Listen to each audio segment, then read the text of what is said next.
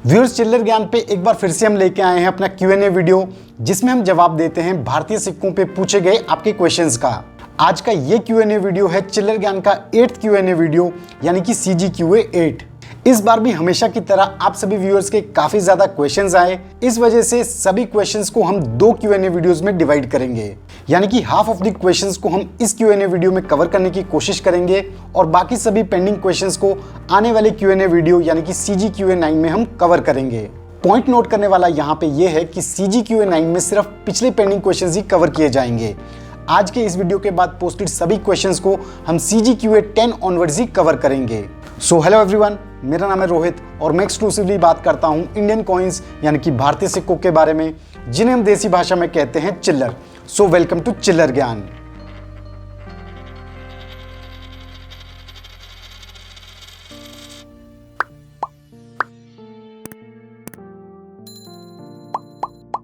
Viewers, इससे पहले कि हम आप सभी के क्वेश्चंस में जाएं, अगर आप अपनी कलेक्शन में ऐड करना चाहते हैं 1940 में जारी किया गया किंग जॉर्ज 6 का ये सिल्वर 1 रुपी कॉइन, तो आप पार्टिसिपेट कर सकते हैं चिल्लर ज्ञान के एक इंटरेस्टिंग गिव अवे कॉन्टेस्ट में, जिसके वीडियो का लिंक आप ऊपर आई बटन पे क्लिक करके चेक कर सकते हैं। तो जो चिल्लर ज्ञान के नए व्यूअर्स हैं, जो Q&A वीडियोस में अपनी क्वेरीज को पोस्ट करना चाहते हैं लेकिन उनको CGQA रूल्स का बिल्कुल भी आइडिया नहीं है, तो उनके लिए इन रूल्स का हल्का सा रिकैप।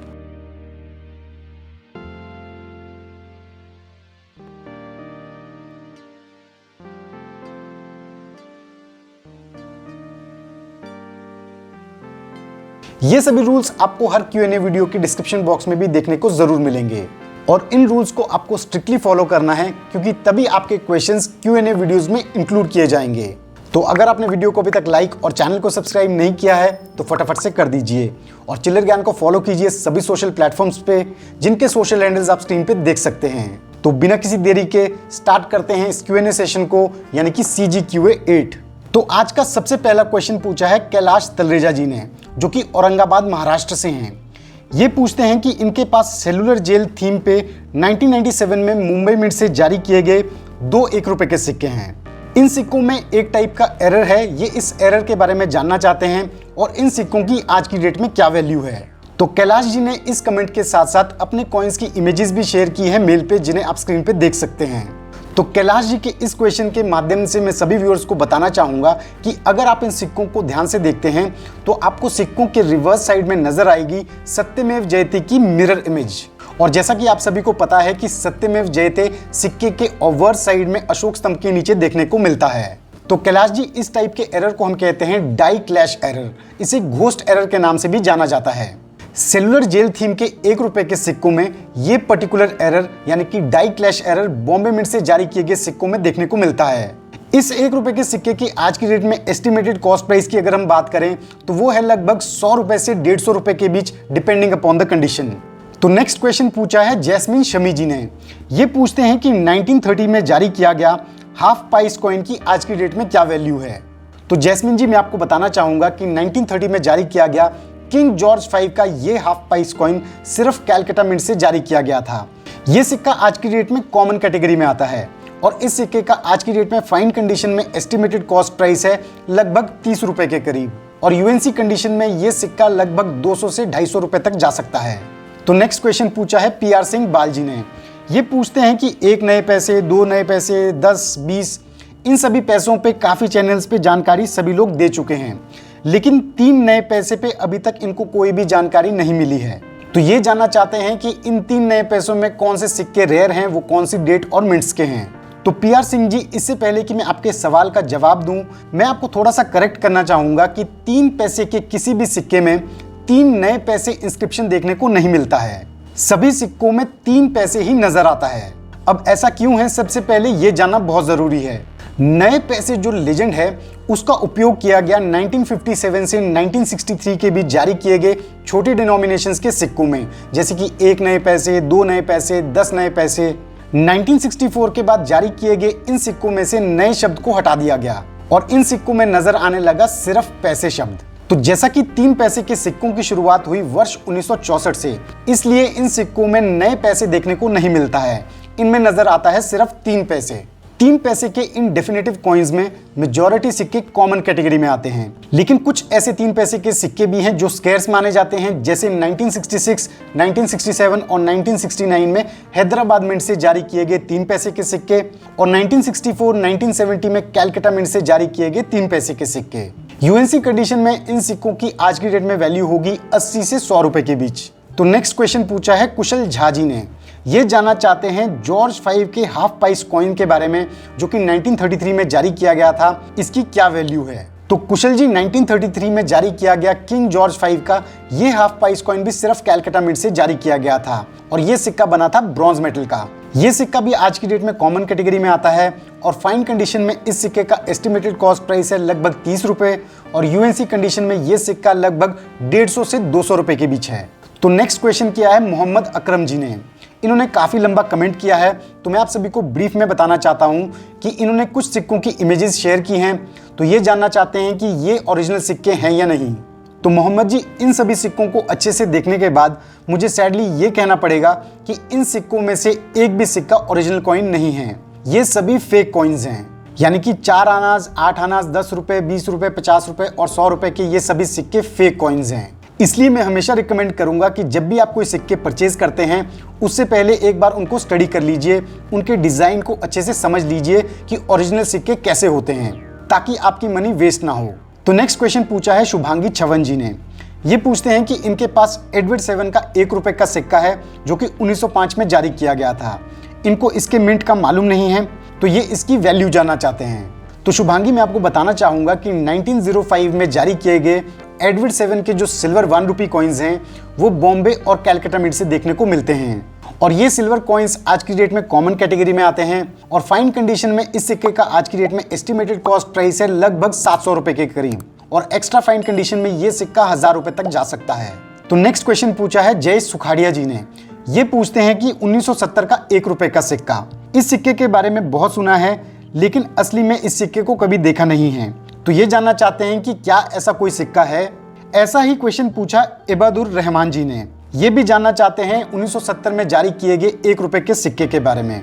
तो मैं आप दोनों को बताना चाहूंगा कि जी हाँ, ईयर 1970 में बॉम्बे मिंट से ये 1 रुपए का डेफिनेटिव कॉइन जनरल सर्कुलेशन के लिए बिल्कुल जारी किया गया था और ये 1 रुपए का सिक्का आज की डेट में रिपब्लिक इंडिया के रेयरेस्ट 1 रुपए के सिक्कों में से एक है। आप सभी की नॉलेज के लिए मैं बताना चाहूंगा कि जनरल सर्कुलेशन के साथ साथ ये 1 रुपए का सिक्का 1970 के प्रूफ सेट और 1970 के यूएनसी सेट में भी देखने को मिलता है।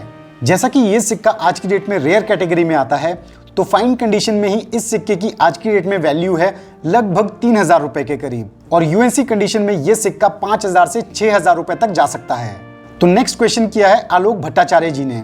ये जानना चाहते हैं कि विक्टोरिया क्वीन का हाफ रुपी कॉइन क्या 1839 में इशू किया गया था। Alok ji, as per my knowledge Victoria queen without crown half rupee silver coins केवल 1840 में ही देखने को मिलते हैं। मेरे हिसाब से विक्टोरिया क्वीन का कोई भी हाफ रुपी कॉइन 1839 में जारी नहीं किया गया है। नेक्स्ट क्वेश्चन किया है राम प्रताप धेरू जी ने। ये जानना चाहते हैं कि 1913 में जारी किया गया किंग जॉर्ज 5 का 1 क्वार्टर आना पिग कॉइन आज की डेट में क्या वैल्यू रखता है। तो सबसे पहले तो राम प्रताप जी, मैं आपको थोड़ा सा करेक्ट करना चाहूंगा और बताना चाहूंगा कि 1913 में जारी किए गए किंग जॉर्ज 5 के सिक्कों को पिग कॉइन नहीं कहा जाता है। पिग कॉइन कैटेगरी में केवल 1911 में जारी किए गए किंग जॉर्ज 5 के सिक्के ही आते हैं। जिन व्यूअर्स को पिग कॉइन्स का बिल्कुल भी आइडिया नहीं है और पिग कॉइन से रिलेटेड हिस्ट्री को वो जानना चाहते हैं, तो वो ऊपर आई बटन पे क्लिक करके हमारा एक डिटेल्ड वीडियो इस टॉपिक पे देख सकते हैं। तो राम प्रताप जी, 1913 में जारी किया गया ये 1 क्वार्टर आना कॉइन कॉमन कैटेगरी में आता है और फाइन से एक्स्ट्रा फाइन कंडीशन के बीच इस सिक्के की आज की डेट में वैल्यू है 20 से 70 रुपए के बीच। नेक्स्ट क्वेश्चन किया है अवधेश दासोंदी जी ने। ये पूछते हैं कि इनके पास 1887 में धार स्टेट का क्वार्टर आना कॉइन है, तो ये इसकी वैल्यू जानना चाहते हैं और ये भी जानना चाहते हैं कि क्या धार स्टेट से सिल्वर कॉइन्स भी जारी किए गए थे। तो अवधेश जी, आपके इस क्वेश्चन के माध्यम से मैं सभी व्यूअर्स को बताना चाहूंगा कि ब्रिटिश इंडिया टाइम में छोटे छोटे ब्रिटिश प्रोटेक्टेड प्रिंसली स्टेट्स होते थे जिनके अपने राजा भी होते थे। ऐसी ही एक प्रिंसली स्टेट थी धार स्टेट। तो अवधेश जी, धार स्टेट का ये 1 क्वार्टर आना कॉइन ईयर 1887 में महाराजा आनंद राव थर्ड के टाइम पे जारी किया गया था। ये सिक्का आज की डेट में कंपैरेटिवली कम देखने को मिलता है, इस वजह से ये सिक्का रेयर कैटेगरी में आता है और इस कंडीशन में इस सिक्के की आज की डेट में वैल्यू है लगभग 1200 से 1500 रुपए के बीच। नेक्स्ट क्वेश्चन किया है सोमनाथ दास जी ने, जो कि वेस्ट बंगाल से हैं। ये पूछते हैं कि इनके पास विक्टोरिया एम्प्रेस का 2 आना कॉइन है जो कि 1896 में जारी किया गया था। तो ये इस सिक्के की वैल्यू जानना चाहते हैं। तो सोमनाथ जी 1896 में जारी किया गया विक्टोरिया एम्प्रेस का ये 2 आना सिल्वर कॉइन बॉम्बे और कलकत्ता मिंट से जारी किए गए थे। दोनों ही मिंट से जारी किए गए सिक्के कॉमन कैटेगरी में आते हैं और इनका आज की डेट में एस्टिमेटेड कॉस्ट प्राइस है लगभग 400 से 1000 रुपए के बीच from fine to extra fine condition. Next question पूछा है महेंद्र सिंह सावंत जी ने। ये पूछते हैं कि इनके पास 2010 में बॉम्बे मिंट से जारी किए गए 2 रुपए के डेफिनेटिव कॉइन्स का पैकेट है, इसकी क्या वैल्यू है। तो मैं इस क्वेश्चन के माध्यम से सभी व्यूअर्स को सबसे पहले ये बताना चाहूंगा कि इंडियन गवर्नमेंट मिंट्स के इन पैकेट्स में 100 सिक्के आते हैं। तो महेंद्र सिंह जी 2010 में बॉम्बे मिंट से जारी किए गए इस 2 रुपए के सिक्के के पैकेट का आज की डेट में एस्टिमेटेड कॉस्ट प्राइस होगा लगभग 400 रुपए के करीब। नेक्स्ट क्वेश्चन किया है नरेश जी ने। ये पूछते हैं कि 2007 में यूनिटी इन डाइवर्सिटी थीम पे जारी किए गए 2 रुपए के सिक्कों में कलकत्ता मिंट के सिक्कों में 2 न्यूमरल बिग फॉन्ट में देखने को मिलता है और बाकी सभी मिंट के सिक्कों में ये 2 न्यूमरल छोटा देखने को मिलता है। तो ऐसा क्यों? तो नरेश जी मैं आपको बताना चाहूंगा कि कलकत्ता मिंट के इन सिक्कों में ये बिग फॉन्ट 2 एक कॉमन वैरायटी है जो कि मेजरली सभी सिक्कों में देखने को मिलती है और हैदराबाद मिंट और बॉम्बे मिंट से जारी किए गए सिक्कों में स्मॉल फॉन्ट ही देखने को मिलता है। ये एक कॉमन फीचर है। तो व्यूअर्स ये हुए आज के कंप्लीट क्वेश्चंस और उनके जवाब। तो व्यूअर्स आई होप आप सभी को अपने सवालों के अच्छे से जवाब मिल गए होंगे और बाकी सभी व्यूअर्स को भी इन क्वेश्चंस के जवाब में से काफी कुछ सीखने को जरूर मिला होगा। तो मैं चाहता हूं कि आप सभी इस वीडियो को ज्यादा से ज्यादा शेयर करें ताकि ये इंफॉर्मेशन बाकी कलेक्टर्स और व्यूअर्स तक भी पहुंच पाए। तो ओवरऑल कैसा लगा आप सभी को ये वीडियो? आप अपने व्यूज और रिएक्शंस हमारे साथ शेयर कर सकते हैं कमेंट सेक्शन में। So thanks for watching our video. अगर आपको वीडियो पसंद आया तो वीडियो को लाइक कीजिए और चैनल को सब्सक्राइब कीजिए। अगर आप हमारे सब्सक्राइबर पहले से हैं तो बेल आइकन को हिट कीजिए ताकि आपको मिलते रहें चैनल रिलेटेड अपडेट्स जल्द से जल्द। मैं जल्दी अपलोड करूंगा अपना next Chillar video. So stay tune to Chillar Gyaan. Till then जय हिंद। भारतीय सिक्कों की क्विक इंफॉर्मेशन के लिए अब आप ऊपर आई बटन पे क्लिक करके चेक कर सकते हैं हमारा दूसरा चैनल हेड्स एंड टेल्स और पार्टिसिपेट करें एक इंटरेस्टिंग गिव अवे कॉन्टेस्ट में।